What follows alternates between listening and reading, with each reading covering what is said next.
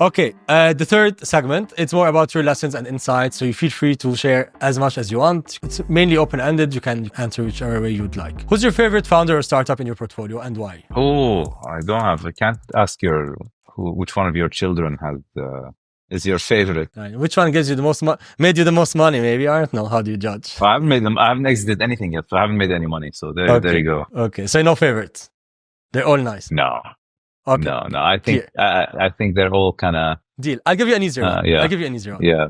Out of your portfolio, who are what's the hot list today? Who are the hot founders or startups that are being built and to look out for in the next 1 or 2 years? Right? Things to watch for. Yeah. So I think I'll tell you how I put it this way, in reverse order of the companies that we've recently invested in. So we invested in a company called Balio, which basically is they acquire and consolidate micro SaaS businesses in the US, and then they automate them with AI and try to scale them. Very excited about that company.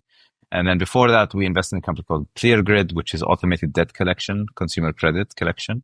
I think also very excited about that. Really like that business because I think it's derivative of what's happening in the wider market, meaning there's been an explosion of consumer credit in the region through BNPL. But then ultimately you need the infrastructure to collect it, right? Yeah. Especially on there's naturally going to be defaults. And I think that infrastructure doesn't exist today in any meaningful way. And I think that's why it's excited. I really like Muwazana because it's solving for a real need in capital markets, particularly in Saudi, for market making. So I think that's a super exciting business. And then, so those are the latest three we did. And then the older companies we did, like I said, super excited about Cado, Iowa, HomeSmart. I think they've got a long way. They've kind of really come a long way. I'm super impressed with Cylinder, which is our C2C, so basically a B2C, C to B2C kind of car. It's basically like a second-hand car marketplace. I think the founder there has such incredible tenacity. I think it's really, really remarkable to kind of gone through everything that has happened there. Big fan of Zest Equity, which is redefining how we think about, private capital generally and how to manage it. Silk House, is doing super interesting stuff in prop tech. So is Irad. I mean, I can go on. I mean, the thing is about my portfolio, it's still young. Yeah. Except for the ones that are kind of pushed ahead yet because they're just earlier. Yes. But the portfolio overall is quite young. Who are your favorite VCs in the world? I did in MENA. The show is called the MENA Show, but again, feel free to. Oh yeah. Globally, I think just really amazed by Fred Wilson and Union Square Ventures. I think they have such discipline around, the focus on thesis, and they tend to be right, and they keep their funds small, 100 to 150 million, and they keep on kind of pushing around that. I think that's really, really kind of incredible. So those are the ones I admire the most, and they keep it kind of quite simple in their approach, and they're not asset gatherers. Sometimes Andreessen Horowitz can just grow too big. So really amazed by that. Locally, I think, I learned a lot from Fadi Ghandour, who I worked with for many, many, many years at Wanda. So, big fan there. And VCs you collaborate with or you're friends with also? We're quite collaborative with the other VCs. So we've co-invested with Khwarizmi. We've done a few with them. Done a bit with Ra'id Ventures, a couple, which are quite interesting. We like those companies a lot. And we like dealing with them. So yeah, those are, I'm trying to think. I mean, generally we're quite collaborative as a rule. Well, sometimes everyone has to put their elbows out, but I think generally we're quite collaborative. Is there a Jordanian VC mafia in MENA? Because there's really, I think it's dominated by Jordanian folks in general. Is it? I don't know who are big Jordanian VCs. I think I'd say more Lebanese. So Beko is Lebanese. Or Danny is Lebanese Emirati. MEVP is Lebanese. There's kind of big Saudi contingent now, right? Yeah. Between Khwarizmi, STV, Ra'id, so particularly Jordanian, I don't know. Why would you, actually, I'm curious, why do you think it's Jordanian? I don't know. I think you're Jordanian. You're from Jordan or not just? I am, okay. yeah. Okay. Yeah, it came from when I got to know that about you, I was like, okay, I know a few other Jordanian. There's the Tukans, there's the There are a few. I mean, maybe not a lot, but just like suddenly it felt like, okay, there might be like a mafia or like friends or maybe, I'll tell you another weird network I found. So we discovered randomly that people went to my high school of any year are massively in tech, whether in VCs or not in VCs. So we created a WhatsApp group. I think it's got like 250 people in it. Okay. Of people, and those are people in tech globally. And it's a small high school. This is not like graduating class is 60 to 80 people. And so over the past 15 years, 250 people have. That's kind of interesting to me. Or maybe tech is a bigger part of the economy, but still, like that is more interesting. But anyway, that's But Jordanians in VC, Isa Ghabi from Access Bridge. Mm-hmm. Back to another question, just to go back to like VCs admire. I often I think like underappreciated VC is a guy called, people don't know this story because he's not the type to kind of talk about it. It's a guy called Angus Patterson. I don't know him. I worked with him at 254 years ago. And then he left 254 and joined Iris Capital, which is a French VC who had a contract with Saudi telecoms before STV existed, to do a fund for MENA. So they gave them, I can't remember, it was like $35 or $50 million, something like that. Just one LP. It was just Saudi telecoms. They absolutely smashed that. That must be the best performing fund in distribution, in real DPI and IRR, because they were the first check into Kareem and they went all in, like big into that.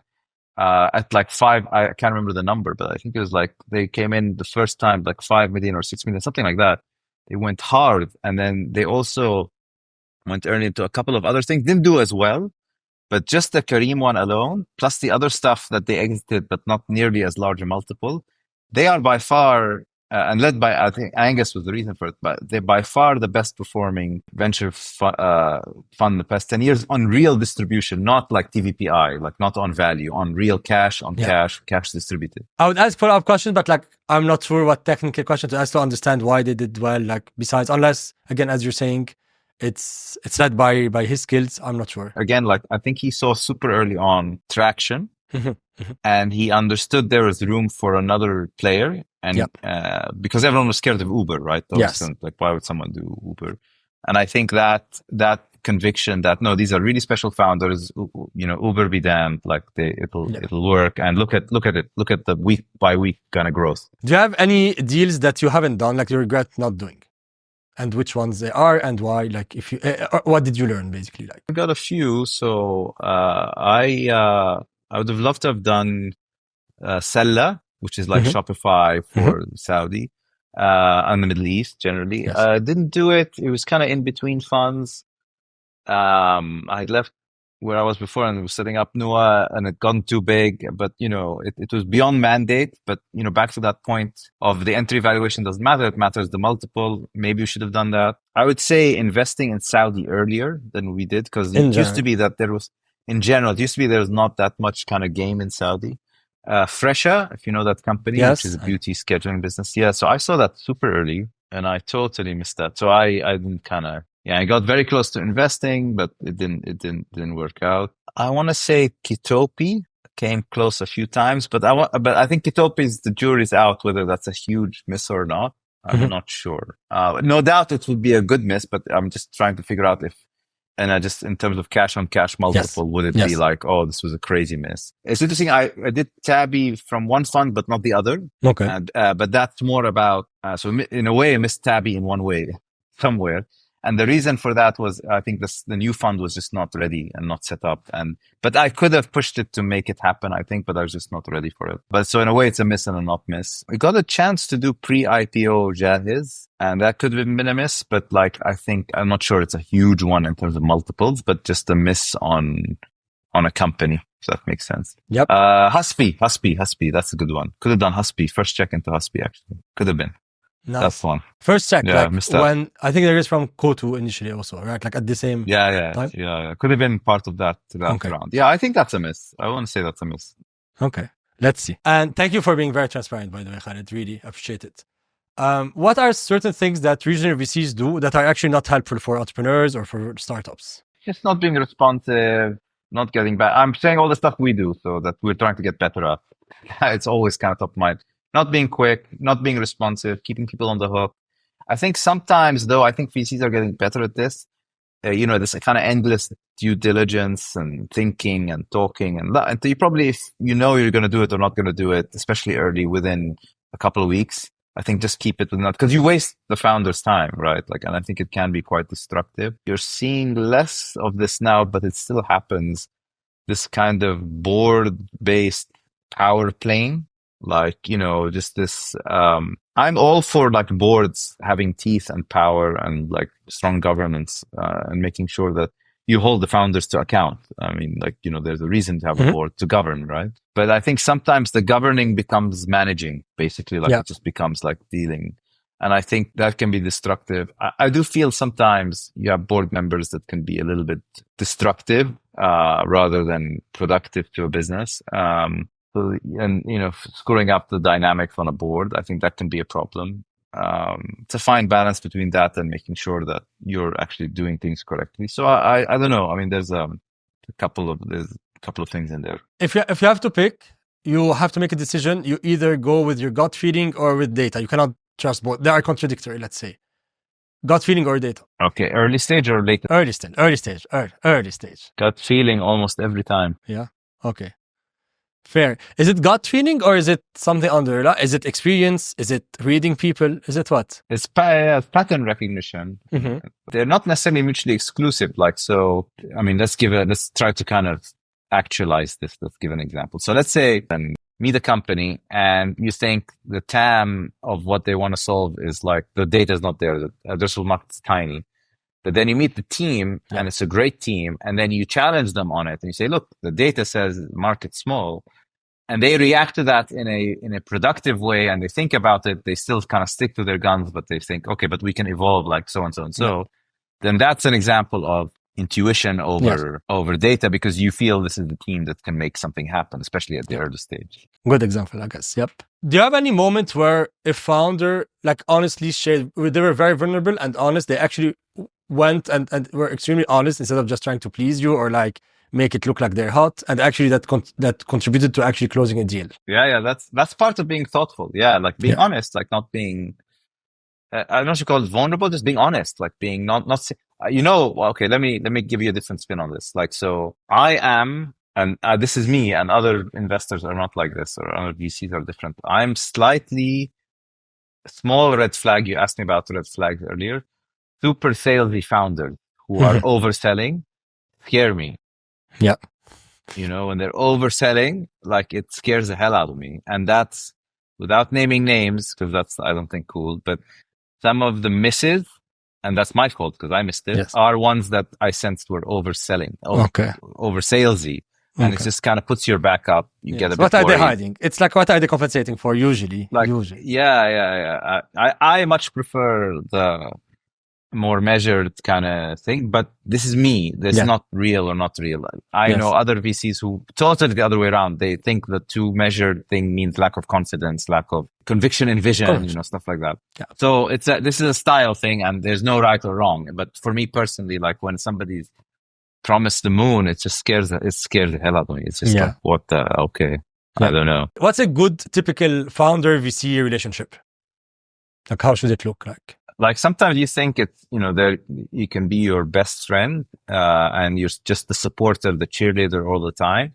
And that's 70% of the time, the best thing you can be is your kind of emotional support, give them a very good strategic support, whether at the board position or beyond, sounding board. Your role is to aggregate all the companies you're seeing, like we said, hundreds of companies, and your role is to kind of distill from that knowledge and experience or data, something that can be actionable for them that they can learn from. Yeah. And then give them your network. As much as you have a network, give them your network. I think that's good. That sometimes investors and VCs kind of fall in the trap of thinking, I'm always need to be the friend. Sometimes conflict is okay, as long as the conflict is productive, and it's not destructive. So as long as it's constructive and you're building on something, and it's, because you're the guardrails, right? In a way.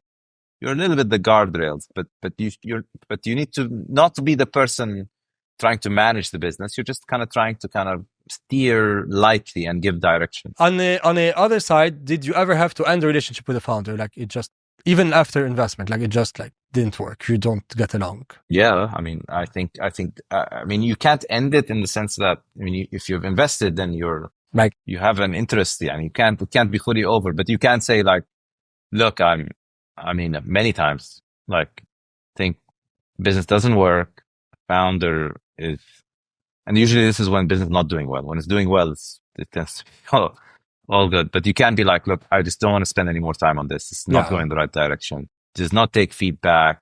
It's kind of all destructive. As much as I can, I'll protect my position legally. But no, not more. But I'm not gonna. This is a sunk cost fallacy. I cannot give more here that's gonna change anything beyond just protecting my position. Okay. On the same note, like in general, conflicts and like disagreements, debates, whatever that is, are they usually more personal or business related discussions? Really, how is it? Is it because the founder is stubborn, or is it the founder lacks math skills? Like, what are really the center of these, debates? I mean, they range really from anything from, the direction of the business, performance, underperformance, general direction, launching a product, not launching a product, doing something, not doing something, ethical problems, like, this whole compensation issues, like there's all kinds of, I'm talking as a board member, when you're on the board, these are the things that come up a lot. So they range really. They tend not to be, I've been lucky that I've had very few personal, like nasty conflict with very few. There have been a handful, but very, very, very, very few, very rare.